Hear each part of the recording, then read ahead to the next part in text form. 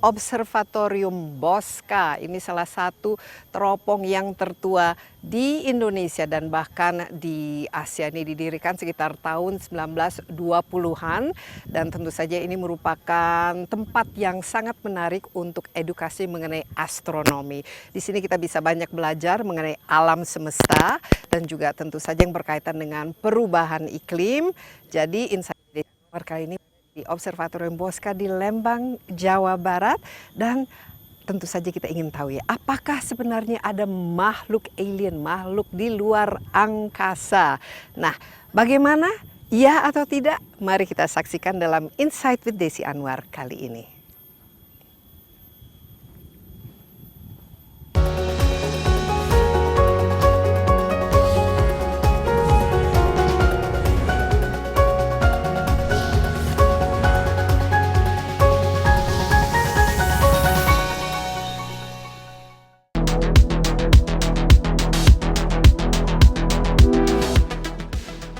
Observatorium Bosca di Lembang, Jawa Barat merupakan observatorium astronomi modern tertua di Asia Tenggara yang berdiri sejak awal abad ke-20. Didirikan atas prakarsa Carl Albert Rudolf Bosca dan diresmikan pada 1 Januari 1923, Bosca sejak awal difungsikan sebagai pusat penelitian astronomi.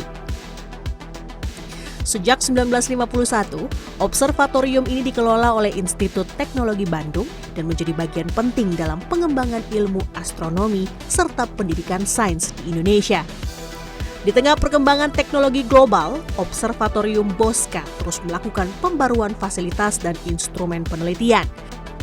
Salah satu langkah strategis terbaru adalah pengembangan teleskop radio berbasis sistem VGOS atau Very Long Baseline Interferometric Global Observing System yang memungkinkan Bosca terhubung dengan jaringan pengamatan internasional untuk riset astronomi dan geodesi.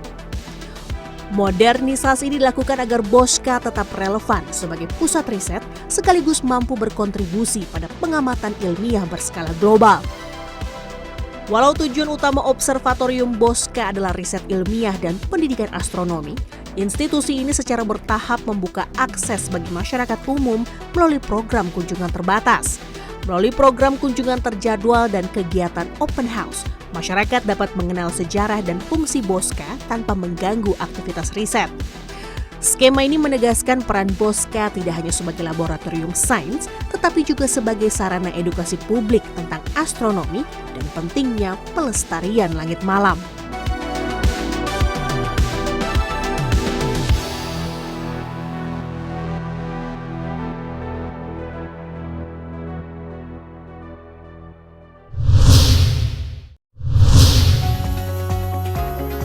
Halo, terima kasih Mbak Desi sudah datang. Terima kasih dan sudah diterima di Observatorium Bosca dan ini adalah Mbak Hesti Wulandari sebagai kepala dari Observatorium Bosca. Udah berapa lama Mbak Hesti jadi Sejak kepala dari ITB kan? Iya betul, ya sejak 2023. 2023 dan sebagai kepala observatorium tugas tanggung jawabnya itu apa persisnya? Ya.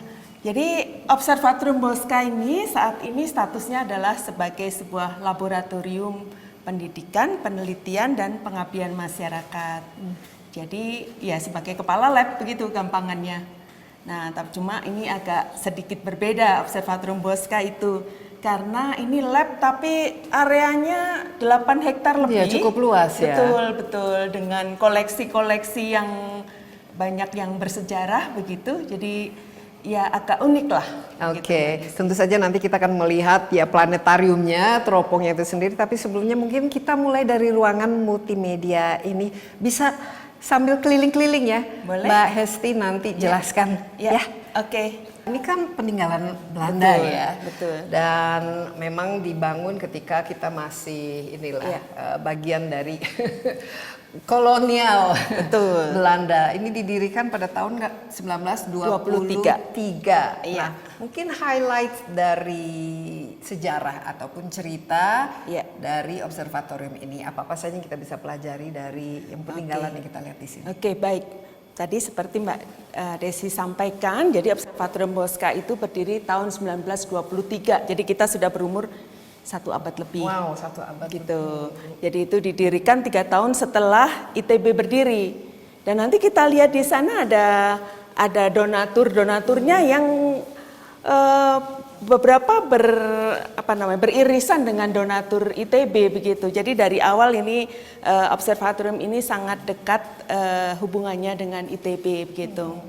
Nah, apa yang kita pasang di sini disebut museum lah begitu ya, ruang pameran dari alat peralatan yang dulu dipakai untuk mengamat gitu, yang sekarang kita sudah tidak pakai lagi karena teknologi sudah berkembang. Sekarang jauh lebih canggih, apalagi sudah ada teknologi digital. Ini kelihatannya semuanya masih analog, masih manual ya. Iya, betul. Jadi misalnya ini contoh ini jadi ini kalau sedikit cerita sejarah sebelum penemuan yang namanya kita nanti ada lihat itu bagaimana bintang-bintang itu dipotret dalam namanya plat fotografi yang terbuat dari kaca atau gelas. Kalau kita dulu punya itu ya, apa itu film yang kita sebut klise itu ya, yang seperti itu, negatifnya itu. Nah itu kita punya dari bentuknya gelas atau kaca begitu, tapi nanti itu bisa semacam dicuci juga begitu untuk kita kemudian taruh dalam media yang lain seperti. Jadi ini hasil dari teropongan begitu ya? Iya, betul. Nah kemudian setelah kita ambil gambarnya, kita juga kemudian ini kan titik-titik itu besarnya beda-beda. Nah itu menunjukkan terang atau redupnya sebuah bintang yang itu istilahnya kuantisasi begitu ya. Kita lihat dengan alat ini yang disebut mikrofotometer. Jadi ini bintang-bintang yang sangat redup, sebenarnya banyak juga yang kita tidak bisa amati langsung dengan mata kita, tetapi kalau kita potret itu kita seperti mengumpulkan cahaya sehingga yang kalau oleh mata tidak terlihat itu bisa terlihat oleh kita. Jadi ini hasil dari teropongan yang di observatorium itu ya, sendiri. Ya, jadi kalau kita potret kemudian kita ukur di sini istilahnya untuk tahu ini kecerlangannya seberapa begitu. Biasanya relatif terhadap bintang-bintang yang Tapi lain. ini kan tahun 1950-an, betul, jadi betul. mungkin resolusinya juga masih. Ya, dan sekarang kita sudah tidak pakai yang seperti ini. Kita pakai CCD. CCD itu sekarang ada di HP kita semua. Jadi itu sebenarnya apa ya istilahnya, jadi astronomi itu juga banyak berperan untuk mempush teknologi. Jadi banyak teknologi yang datang karena kebutuhan astronomi, tapi di kemudian hari dikomersialkan tentu pada skala yang katakanlah yang sesuai dengan kebutuhan masyarakat begitu.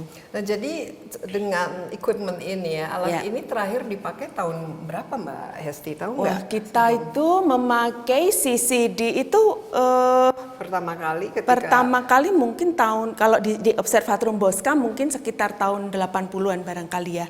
Ya, jadi sebelum itu kita memotretnya pakai plat fotografi. Ini seperti kita lihat. Kalau zaman dulu sebelum ada plat fotografi, orang tuh melihat lalu digambar. Iya. Biasanya para pelaut dulu ya, mereka melihat bintang-bintang dan memetakannya kan ya. Iya. Ini kalau dari ini mungkin nggak bisa terlalu kelihatan pakai kamera, tapi apa yang kita bisa lihat di sini contohnya yang dijadikan inilah. Iya, ini jadi ini namanya kalau ini sih alatnya ini plate viewer, jadi untuk melihat apa yang sudah dipotret. Jadi apa namanya yang tadi yang disebut sebagai plat fotografi. Nah ini kita melihatnya di sini gitu ya, hasil pengamatannya dilihat di situ untuk ya mungkin semacam kalau orang sekarang tidak sama persis ya, tapi kalau kayak melihat hasil ronsen gitu ya, agak mirip-mirip seperti itu. Dan ini perlu dicetak lagi begitu karena negatifnya, atau dilihat langsung di sini? Kita lihat di sini. Ya, ini kelihatan ada yang bisa. Ini kan sudah bukan kaca ya, jadi kita cetak di ya semacam media. Tapi kalau kasat mata nih nggak, apa yang kita lihat ini kurang jelas ya. Ya itu makanya untuk bisa mengukur itu pakai alat itu tadi. Nah ini mungkin di belakang ada sedikit, tadi berapa hektar? Ada 8 hektar. Yang ini kalau apa yang unik dari ini kan bukit ya, Iya. istilahnya. Kenapa waktu itu ditempatkan di Iya. sini, Mbak Hesti? Iya, ya. Jadi ini sebenarnya ya kombinasi antara Pak Boska waktu itu ya, Karel Boska itu menghadiahkan atau menghibahkan tanah ini kepada Perhimpunan Astronomi Hindia Belanda, gitu. Nah, itu Perhimpunan Astronomi Hindia Belanda itu berdiri tahun 20, kemudian 3 tahun kemudian observatorium ini didirikan, gitu. Oh, jadi ini tanah milik beliau waktu itu. Iya, gitu ya. Oke, dari namanya itu sendiri, mungkin kita ini ketemu dengan orangnya, Mbak Iya. Hesti. Apa yang terima kasih ya Pak Boska telah Pak mewarisi Boska. kita observatorium yang sekarang dikenal sebagai ya nama dari Iya. observatorium ini. Iya, Tapi iya. sebenarnya ini kan seperti planetarium ya, teropong bintang ya. Iya. Bisa cerita sedikit siapa beliau dan Iya. apa tugasnya dan kapan dia waktu itu tinggal di Oke. Hindia Belanda? Iya. begitu. Jadi beliau ini seorang pengusaha teh. Pengusaha teh ya? Iya. Jadi perkebunannya ada di Bandung Selatan, gitu. Nah, tapi beliau seorang yang cinta sains lah begitu ya. Jadi sangat mendukung perkembangan sains di Hindia Belanda pada waktu itu.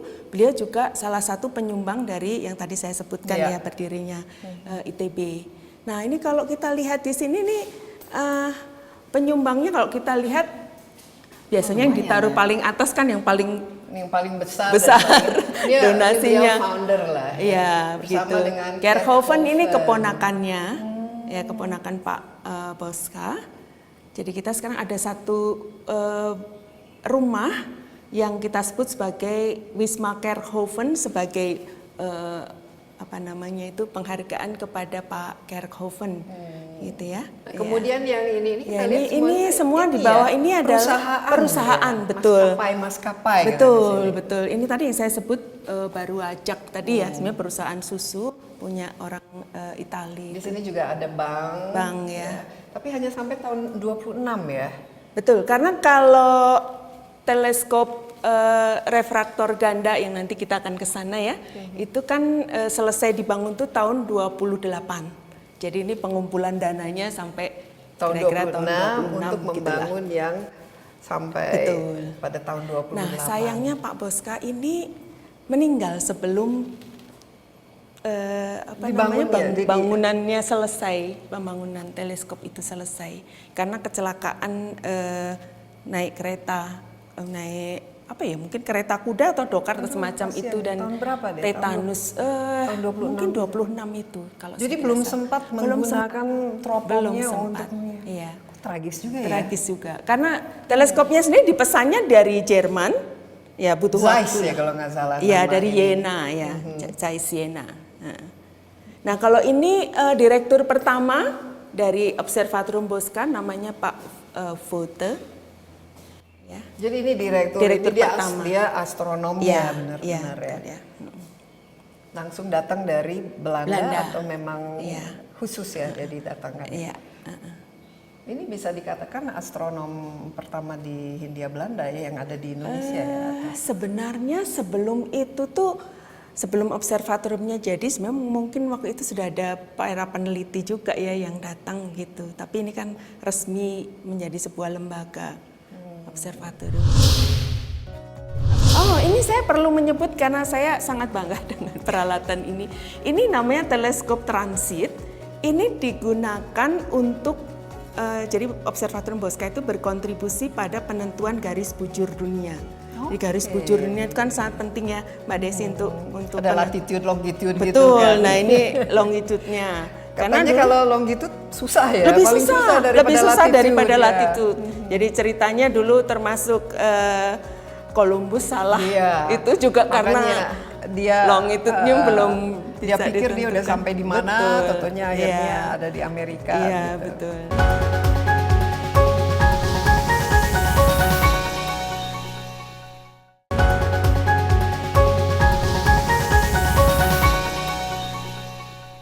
Nah, sampai sekarang ini ikatannya dengan ITB sangat erat ya? Iya, betul. Jadi kami masih dibantu begitu ya oleh namanya apa tuh? Leid Kerkhoven Bosca Fonds. Jadi suatu yayasan yang mungkin mengelola begitu ya dana abadinya Pak Bosca dan keluarga Kerkhoven gitu. Nah, salah satu tujuan atau misi dari yayasan tersebut adalah membantu perkembangan astronomi di Indonesia, khususnya Observatorium Bosca. Nah, yayasan itu sampai sekarang ini Masih ada. Dan ini yayasan yang sampai saat ini mendanai atau apa ininya? Dia ya ada membantu saja karena kami kan di bawah ITB. Jadi pembiayaan sebagian besar memang dari ITB. Ya. Dari Pemda ataupun dari pemerintah? Dari Pemda belum. Belum ya. Belum. Tapi kami ini kalau boleh. Ini padahal ini kebanggaan. Iya. Saya kalau boleh sebut sebelum Bandung. Betul. Sebelum saya lupa ini Mbak Desi. Soalnya ada yang penting sekali supaya kita merasa memiliki. Dan ini ada di tempat yang luar biasa. Sekarang saya mau menceritakan status Observatorium Bosca saat ini. Yang pertama dia adalah objek vital nasional. Pertama, objek vital nasional. Objek vital nasional itu sebenarnya yang objek vital nasional yang lain itu Borobudur gitu. Jadi kita merasa, aduh kok kehormatan sekali gitu ya. Kemudian kita cagar budaya tingkat nasional. Oke, cagar budaya tingkat nasional. Juga tingkat kabupaten. Kalau tingkat provinsinya sedang diurus begitu. Kemudian kita juga kawasan strategis nasional, gitu. Lalu kita juga cagar budaya dan ilmu pengetahuan itu ditetapkan dengan peraturan presiden tahun 2018 nomor 45 itu. Jadi sebenarnya banyak sekali predikat yang bisa banggakan ya. Betul. Seharusnya harus ada bukan saja fokus tapi perhatian khusus ya untuk bukan dan saja melestarikan tapi menghidupkan dan membawanya ke abad ke-21 ya. Dan oleh International Astronomical Union, itu organisasi astronomi yang paling besar, yang paling authorized begitu ya, itu kita ditetapkan sebagai Outstanding Astronomical Heritage. Outstanding Astronomical Heritage. Tapi kalau kita lihat di sini, sorry ya terus terang ya, kok kayaknya kurang perhatian ya, agak sedikit berdebu lah gitu istilahnya. Seolah-olah ini masih dalam suasana sejarah ya, padahal kan di sini juga tadi Mbak Hesti mengatakan ini pusat riset untuk pendidikan dan juga untuk kita belajar mengenai sains alam semesta, tapi mungkin kalau saya merasakan lebih banyak roh sejarahnya gitu. Bukan ininya lah evolusi teknologinya gitu. Oke. Mungkin saya salah ini. Ya mungkin tentu sejarah itu adalah bagian yang harus kita tetap lestarikan. Dan itu bagian yang kita banggakan gitu. Nah sebenarnya kalau orang-orang yang dari sejarah, kalau lihat observatorium 100 tahun dan masih berfungsi, kemudian kalau menurut kami ini kinclong Mbak Desi. Sebagai sebuah observatorium yang 100 tahun. Dan dirawat terus. Dan sangat dirawat terus dengan segala keterbatasan, ini masih sangat-sangat baik. Dan semua teropongnya dan equipmentnya ini jalan dengan baik. Ya, tentu saja kalau beberapa teleskop yang bersejarah itu dalam kondisi yang tidak bisa dipakai, tentu saja karena juga teknologi sudah berkembang.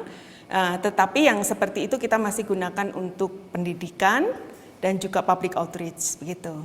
Nah, tapi kita dengan memodernisasi diri juga dengan teleskop-teleskop meskipun ukurannya tidak terlalu besar, tetapi teknologinya sudah lebih terkini. Jadi ada digerakkan otomatis bahkan robotik. Lalu sebenarnya kita nanti kalau saya sih usul ke teleskop radio itu karena itu itu cutting edge teknologinya. Oke, nanti Iya. kita harus lihat ini. Harus lihat Mas, itu. sedang dibangun kan? Sedang dibangun. Sebenarnya kalau bangunannya sudah selesai, kita sekarang sedang memasang instrumen-instrumen. Oke. Ya.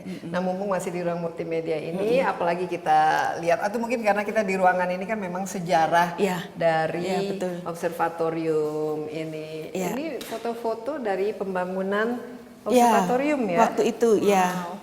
Nah, waktu didirikan, observatorium ini adalah satu dari hanya 3 observatorium di belahan bumi selatan.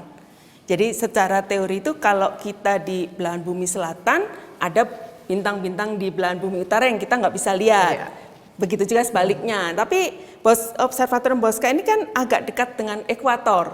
Jadi bisa nyaris selatan sama utara ya bisa selatannya. kelihatan. Jadi itu membuat posisinya unik begitu. Dan waktu didirikan dia hanya 1 dari 3. Yang begitu. dua lagi di mana? Ada di Afrika Selatan. Lalu saya lupa satu lagi, hanya 3 gitu.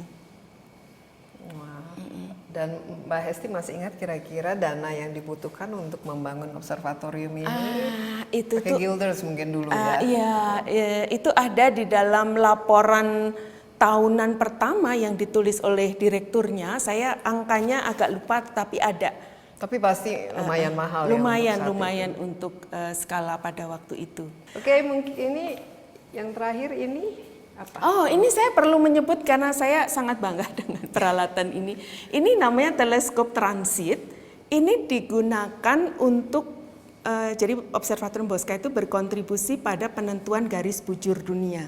Di garis bujur dunia itu kan sangat penting ya, Mbak Desi untuk Ada latitude, longitude gitu betul. kan? Nah, ini longitude-nya. Katanya kalau longitude susah ya, lebih paling susah daripada ya. latitude. Jadi ceritanya dulu termasuk Columbus salah. Iya. Itu juga Makanya karena dia longitude-nya belum dia bisa pikir dia udah ditentukan. sampai di mana, Betul. tentunya akhirnya Iya. ada di Amerika. Iya, gitu. betul. Nah, kita berkontribusi tahun 1926 dan 33 observatorium Bosca itu dipakai untuk penentuan salah satu titik untuk penentuan garis bujur, dan salah satu alat yang dipakai adalah teleskop ini.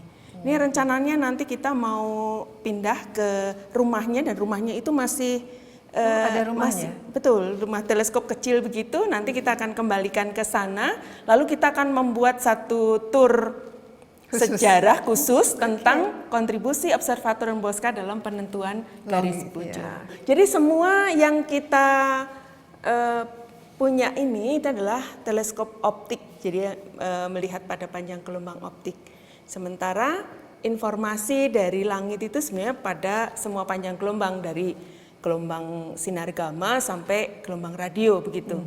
Nah, sementara sinar cahaya tampak atau optik ini itu hanya sebagian kecil begitu. Oke, nah mungkin terakhir sebelum kita lihat yang besarnya, Nah, ini apa? Teleskop Unitron. Nah, ini kalau ini saya ingat nih, seingat saya waktu saya mahasiswa ini masih terpasang.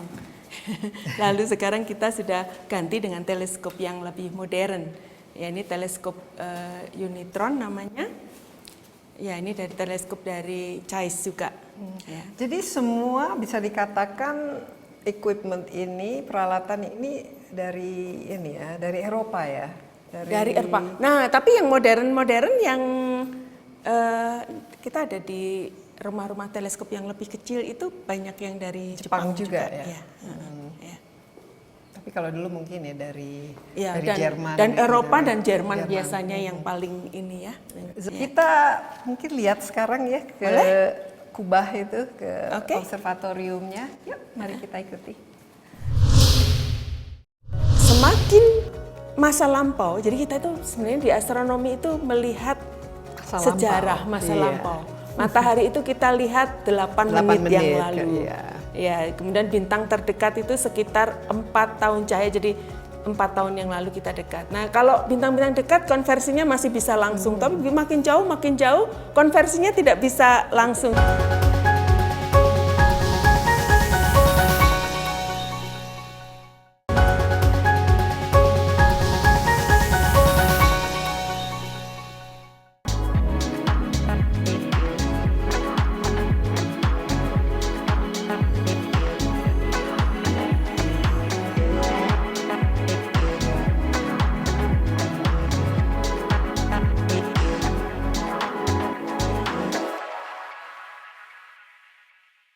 Insight with Desi Anwar kali ini berada di Observatorium Bosca di Lembang, Jawa Barat, dan saya ditemani oleh Kepala Observatorium yaitu Mbak Hesti Wulandari.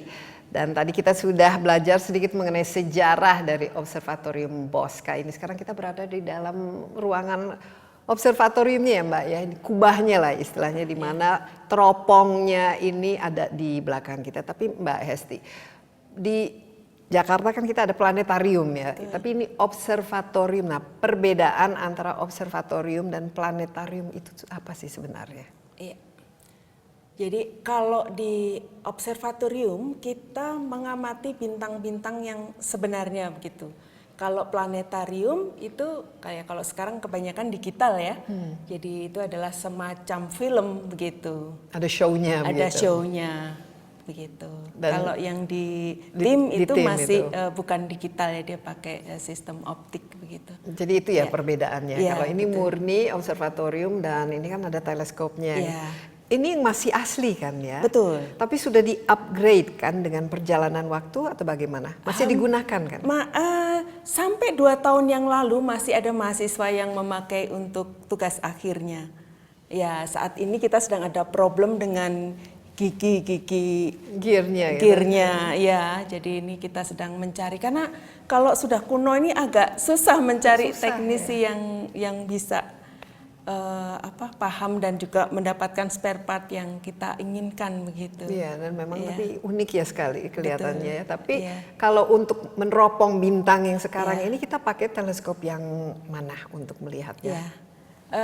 Kebanyakan pakai teleskop yang lebih kecil, yang lebih modern.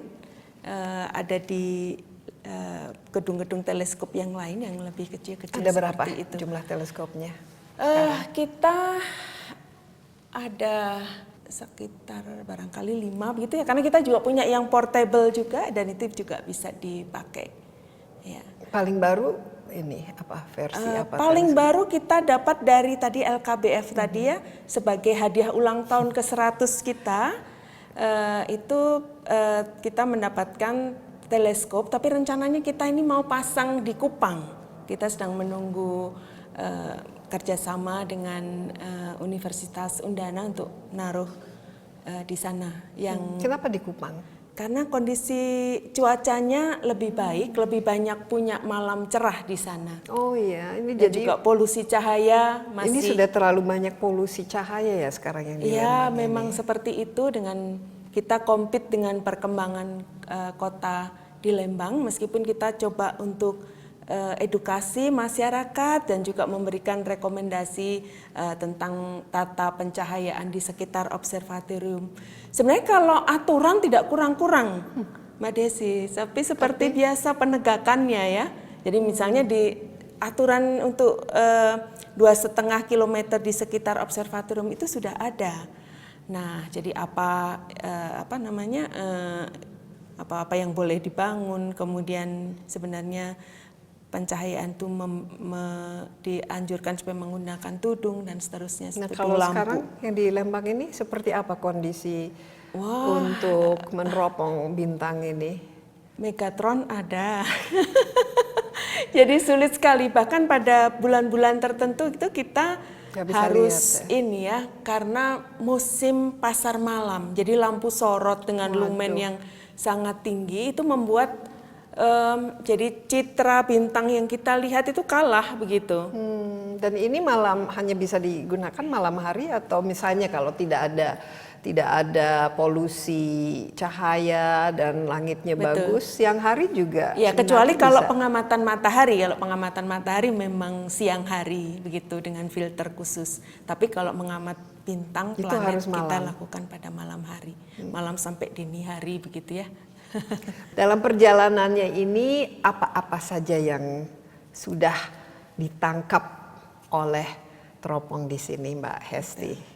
Ya, jadi pada waktu didirikan pertama, studi yang banyak dilakukan adalah studi bintang ganda. Jadi bintang yang berdua begitu atau Ada bertiga, pasangannya. ada pasangannya seperti itu. Dan sekali lagi karena waktu itu dia satu dari sangat sedikit observatorium di belahan bumi selatan, jadi berkontribusi memberi pengetahuan tentang langit selatan seperti apa begitu. Nah, langit selatan itu tentu sangat berbeda ya dengan langit utara. Apa-apa saja ininya, ciri khasnya dari bintang-bintang yang kita bisa temukan di langit selatan? Sebenarnya kalau bintangnya sendiri kan kita membedakannya berdasarkan kelas-kelasnya begitu ya, ada yang paling temperaturnya. inilah, yang paling dekat ini semua di ini ya, di galaksi kita ya, masih di Bima Sakti ya. Ya, atau betul. kita bisa menembus keluar galaksi? Iya, kalau di dalam astronomi itu kita istilahnya kita menangkap, kan kalau bintang itu redup itu bisa jadi dua, Mbak Desi. Dia bisa karena jauh atau dia memang dekat tapi redup begitu. Nah, yang dikejar biasanya adalah kita mencari sampai seredup-redupnya begitu. Nah, ya tentu kalau mungkin lebih kelihatan agak sedikit berbeda di dalam misalnya struktur galaksi, karena kalau bintang itu hampir mirip-mirip lah begitu. Bintang hanya dibedakan dari warnanya, dari temperaturnya seperti itu. Tapi kumpulan bintang itu bisa membentuk struktur yang berbeda. Nah, tapi paling jauh itu, ini kan kita sekarang banyak ya teleskop-teleskop di dunia, itu ada James Webb terakhir yang bisa melihat itu sampai ke awal dari Big Bang itu. Kita sampai mana yang pernah? Ya tentu kita sangat jauh lebih dekat daripada apa yang dilihat oleh JWST. Berapa tahun kalau kita hitung dari light years-nya itu sebagai perbandingan? Sebenarnya ini agak tricky untuk membicarakan itu, gitu, karena konversinya itu tidak direct. Agak rumit karena alam semesta itu mengembang, begitu. Ekspansi ya? Berekspansi begitu. Jadi kita perlu untuk mengatakan dari, katakanlah dari dari tahun cahaya menjadi jarak, kita makin jauh itu kita nanti akan memerlukan yang namanya model kosmologi begitu. Nah, yang dilihat oleh JWST biasanya orang akan bilang pada redshift berapa, tapi bukan pada jarak berapa, bukan pada berapa tahun cahaya lagi begitu istilahnya itu. Jadi nanti bisa dikonversi. Jadi redshift itu seperti begini Mbak Desi, kalau semakin masa lampau, jadi kita itu sebenarnya di astronomi itu melihat sejarah masa lampau. Matahari itu kita lihat 8 menit yang lalu. Ya, kemudian bintang terdekat itu sekitar 4 tahun cahaya, jadi 4 tahun yang lalu kita dekat. Nah, kalau bintang-bintang dekat konversinya masih bisa langsung, tapi makin jauh konversinya tidak bisa langsung seperti itu. Nah, kalau khusus untuk Bosca ini konversinya itu yang sudah pernah terdeteksi itu apa? Ya, jadi kita sebenarnya lebih kepada kita bisa mencapai kecerlangan berapa itu. Nah, sampai kecerlangan berapa, dari situ nanti yang konversi ke jarak. Dan sekali lagi konversinya itu seringkali tidak direct begitu. Jadi kalau kita ditanya bisa melihat sampai bintang seredup apa, kemampuan sebuah teleskop atau sebuah observatorium begitu. Nah, kita untuk daerah yang agak di zenit begitu, yang artinya tidak terlalu terpengaruh oleh polusi cahaya, kita masih bisa melihat di sekitar istilahnya magnitudo 19 begitu. Jadi itu cukup redup. Apa, ada nggak namanya dari bintang-bintang yang bisa diidentifikasikan cukup redup gitu? Karena banyak sekali biasanya yang jadi patokan malah Milky Way. Milky Way kelihatan nggak begitu? Nah, kita pakai teleskop, kalau Milky Way-nya di zenit masih lihat, tapi begitu agak rendah kita compete dengan polusi cahaya. Sayang ya. Iya, betul. Ya. Jadi paling tidak sekarang kita nanti ada yang di Kupang gitu ya. Dipilih karena cahayanya lebih terang lah langitnya. Gitu. Langit cerah. Lebih cerah. Mungkin kalau dalam bahasa awam yang kalau kita bicara ini gunanya untuk apa sih? Mungkin yang paling bisa segera ditangkap adalah dia bisa, kalau bekerja dalam jaringan, dia bisa mendeteksi pergeseran lempeng Oke, ini penting dunia. ini. Sangat penting Kalau karena ada kita ini di Lembang nanti. dekat dengan Sesar Lembang. Iya.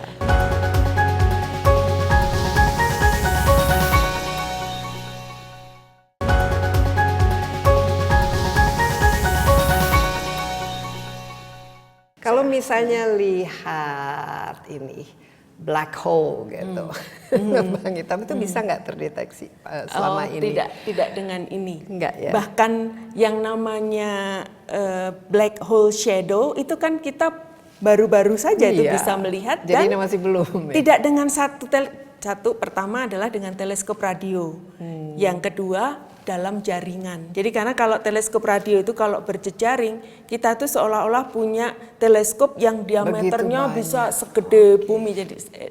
Jadi resolusinya lebih bagus dan itu baru bisa dilakukan terakhir-terakhir ini. Itu salah satu yang Teknologi ya, evolusi betul, dari teknologi. Nah, betul. nanti kan kita bangun yang baru kan yang radio ini. Ya. Itu punya temennya juga kan? Betul, Di punya mana-mana saja temennya, Mbak Nah, Hesti. jadi- Dan apakah dengan ada temennya ini kita juga nanti bisa lihat itu yang namanya black hole? Oh, oke. Nah, jadi teleskop radio yang kita punya ini namanya VGOS. V itu dari singkatan lagi VLBI. VLBI itu Very Long Baseline Interferometer. Oke. Lalu GOS-nya adalah Global Observing System begitu. Nah, jadi si teleskop ini mungkin nanti kita bisa lihat di situ ya. Dia bisa bekerja sebagai single disk, tapi sebenarnya yang lebih akan apa ya istilahnya itu kelihatan powernya itu ketika dia Berjaring. berjejaring. Ya, ada berapa nanti teman-temannya yang VGOS ini? Jadi yang kita ini adalah kerjasama dengan Shanghai Astronomical Observatory dari Chinese Academy of Sciences, gitu. Nah, jadi mereka memberikan teleskopnya dan instrumen, lalu kita harus memberikan tower, supporting buildings dan internet segala macam seperti itu. Nah, ini nanti akan bekerja untuk yang dalam jejaringnya China ini ada 10 teleskop. Ada yang di Thailand, ada yang di Nigeria, di kita, lalu ada 6 yang di Cina gitu. Tapi secara prinsip nanti dia bisa memperluas lagi jejaringnya dengan teleskop-teleskop yang serupa di belahan dunia yang lain. Jadi kita akan Jadi sangat Betul, powerful ya. betul. Jadi kolaboratif ya. Betul. Jadi kalau ada makhluk luar angkasa pasti ikut tertangkap juga kan ya. kalau memberikan sinyalnya pada frekuensi yang kita bisa tangkap. Tapi katanya kan ada akhir-akhir ini ada yang frekuensinya yang apa gitu dan orang ini sebenarnya komet atau asteroid atau UFO. Apa yang iya, terakhir yang- tuh Atlas itu. Gimana Mbak oke, Hesti? oke. Menurut Mbak ngikutin Iya. nggak ini? Oh, ini sebentar saya boleh selesaikan ini Boleh, tadi boleh, boleh. belum selesai Oh, iya. pertanyaan Oke. tentang apakah teleskop kita akan bisa lihat Black black hole. hole atau tidak. Jawabannya adalah tidak karena kita bekerja pada panjang gelombang yang berbeda. Nah, teleskop yang ini tuh untuk kegunaan yang lain, yaitu untuk menentukan orientasi dari sumbu bumi, kemudian penentuan posisi yang sangat presisi. Mungkin kalau dalam bahasa awam yang kalau kita bicara ini gunanya untuk apa sih? Mungkin yang paling bisa segera ditangkap adalah dia bisa kalau bekerja dalam jaringan dia bisa mendeteksi pergeseran lempeng Oke, ini dunia. penting ini. Sangat penting Kalau karena ada kita ini di Lembang nanti. dekat dengan Sesar Lembang. Iya. Dengan orde pergeseran 1 mm per tahun itu bisa dideteksi kalau bekerja dalam jejaring. Jadi ini sangat penting gitu. Nah, kemudian yang lain adalah dia juga bisa berkontribusi misal dalam nanti dalam studi untuk perubahan Perubahan iklim. global yang seperti itu. Contohnya seperti apa khusus untuk perubahan iklim? Ya, jadi dia itu bisa mendeteksi karena dia kan mendeteksi sinyal radio gitu. Tapi kalau dia masuk ke dalam atmosfer kita, di situ ada ada uap air salah satunya, kemudian itu membuat delay. Nah, jadi dari pengukuran itu nanti ya ada konversi tertentu yang kemudian kita bisa mengatakan berapa banyak kadar uap air yang ada, yang itu mungkin nanti bisa dikaitkan dengan kenaikan temperatur dan seterusnya dan seterusnya. Dan bisa untuk kebijakan preventif. Betul. Ya. Ini penting yang untuk melihat perubahan sesar itu kalau nanti ada gempa dan potensi tsunami dan lain sebagainya kan. Dan juga karena dia berperan untuk menentukan ya ini International Terrestrial Reference Frame dan juga celestial. Jadi celestial. Jadi apa namanya? Kerangka acuan ya untuk pengamatan benda-benda langit, tapi juga kerangka acuan di bumi begitu. Jadi nanti dia itu bekerja dengan yang lain, dia seperti penggaris standar begitu ya, semacam itu yang dengan itu jarak tuh bisa diukur, juga waktu bisa diukur, penentuan. Jadi jauh lebih komplit ya, betul. Di Jadi luar angkasa memang, dan juga di bumi itu sendiri. Iya betul, karena dia nanti bekerja untuk keperluan bukan hanya astronomi, tapi juga geodesi begitu. Tapi untuk komet, asteroid yang mungkin mengarah ke sini itu bisa ikut terdeteksi atau? Yang tadi pertanyaan saya belum dijawab.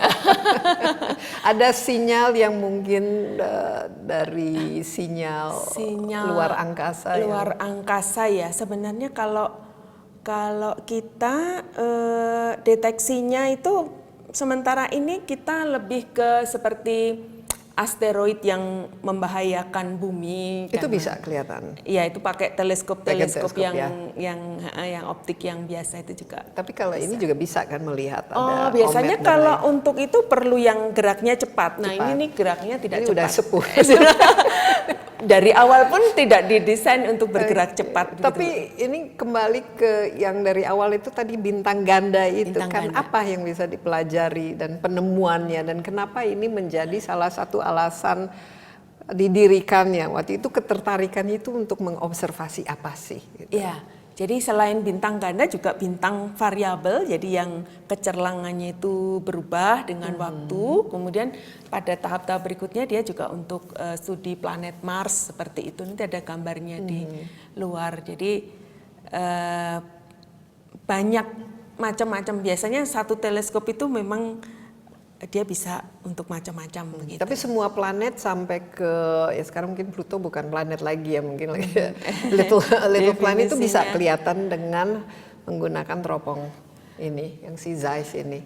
Ya, secara prinsip tadi bisa. Ya yang dia magnitudonya berapa gitu yang kita harus lihat gitu. Karena objek langit itu kan bergerak ya Mbak Desi. Jadi malam ini apakah Venus kelihatan pada jam segini, nah itu belum tentu, makanya kita harus tergantung dengan ininya juga ya. Betul, kita kan bergerak terus kita kan bergerak ya. juga. Dan secara sistem planetary system kita juga bergerak gitu. Kita bergerak mengelilingi matahari bergerak mengelilingi pusat galaksi, galaksi juga bergerak dan seterusnya. Jadi. Tapi memang ya kalau kita lihat kualitas langitnya ini yang menjadi problem ya, itu polusi bukan saja polusi udara tapi polusi cahaya ya. Saya ketawa karena bayangan orang tuh kan yang seperti itu yang gitu, berkuping gimana warna hijau dan seterusnya. Tapi kan sebenarnya sekarang berkembang yang namanya astrobiologi. Jadi kita mencari bukan hanya planet-planet yang bisa dihuni, tapi apakah ada kehidupan di luar.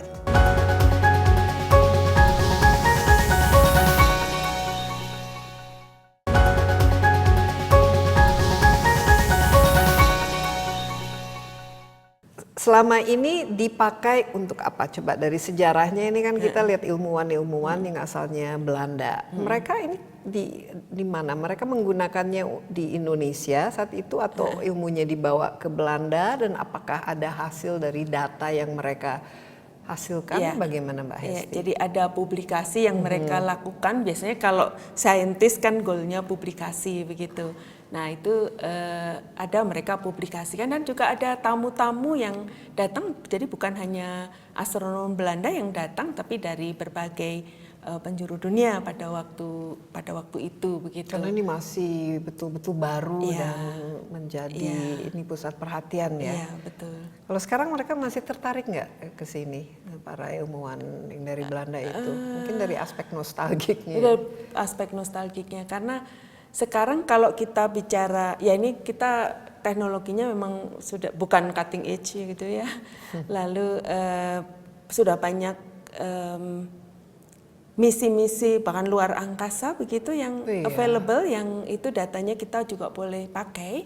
Nah tapi istilahnya begini, negara-negara besar kan berlomba-lomba untuk mendeteksi yang makin redup, artinya makin ke masa lampau, makin jauh gitu tadi. Sampai ke Big Bang Betul, itu. semakin dekat ke Big Bang gitu ya. Kita bicara tentang galaksi-galaksi pertama, istilahnya seperti itu.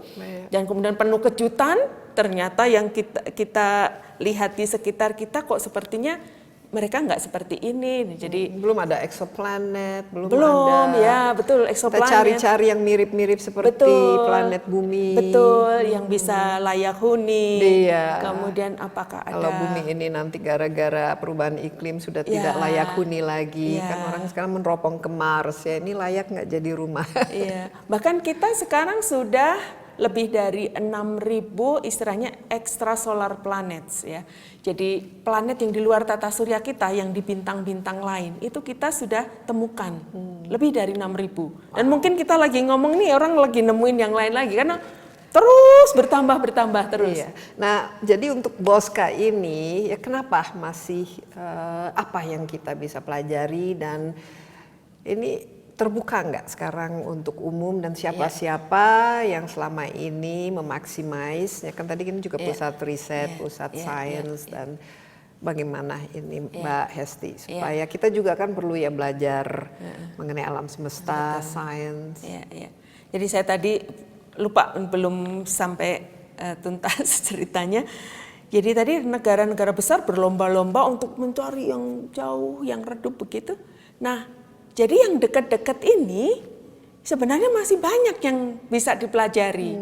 Ya kalau mau dibilang nggak apa-apa lah, remah-remah, tapi penting. Karena justru dekat. Gitu. Betul. Nah, jadi artinya observatorium ini bukan berarti tidak bisa berperan. Kita tetap bisa melakukan, barangkali jangkauannya tidak seredup teleskop-teleskop baru, teleskop luar angkasa dan seterusnya, tetapi ini penting. Dan banyak hal yang kita cerita tentang yang jauh, kemudian ternyata perlu kalibrasi dari pengukuran-pengukuran yang dekat, begitu, seperti itu. Nah, itulah yang dikerjakan oleh observatorium yang lebih kecil. Nah, jadi ini yang dikerjakan sekarang. Betul seperti itu.